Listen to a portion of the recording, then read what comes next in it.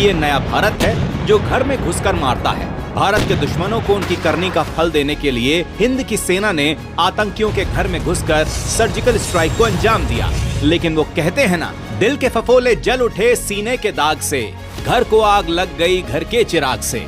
सीमा पार से भारत के खिलाफ षड्यंत्र रचने वाले पाकिस्तान को तो हमने माकूल जवाब दे दिया था, पर घर में बैठे गद्दारों ने अब देश के खिलाफ बोलना शुरू कर दिया था। 2 दिन पहले यूनाइटेड नेशंस ने बयान दिया है कि इस तरह की बॉर्डर के ऊपर कोई हरकत नहीं देखी गई। बॉर्डर के ऊपर कोई हरकत नहीं देखी गई। देश दुनिया भारत की बढ़ती ताकत और सेना के शौर्य का लोहा मान रही थी, लेकिन घर में बैठे देश विरोधियों ने सेना के शौर्य पर ही सवाल उठाना शुरू कर दिया। देखो सर्जिकल स्ट्राइक्स तो हुए ही नहीं। देखो सर्जिकल स्ट्राइक्स तो हुए ही नहीं। और देश के किसी शुभ काम में आम आदमी पार्टी अड़ंगा ना अड़ाए, ऐसा तो कभी हो ही नहीं सकता।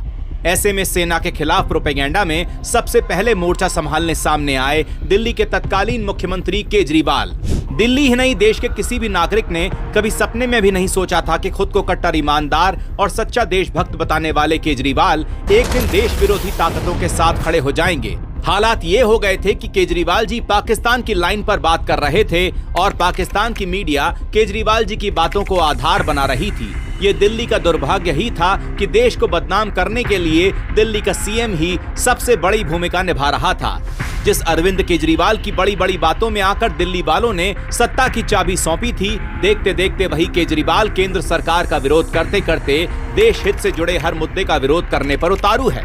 कभी ये सेना के शौर्य पर सवाल उठाते हैं तो कभी सर्जिकल स्ट्राइक के सबूत मांगते हैं, कभी आतंकियों के एनकाउंटर पर ही सवाल खड़े करते हैं। और खुद को स्वीट आतंकी बताने वाले केजरीवाल जी से और उम्मीद भी क्या की जा सकती है। केजरीवाल और उनकी आम आदमी पार्टी को ना तो राष्ट्रीय सुरक्षा की चिंता है और ना ही देश हित से कोई लेना देना है, बल्कि सत्ता और कुर्सी ही इनका एकमात्र मकसद है।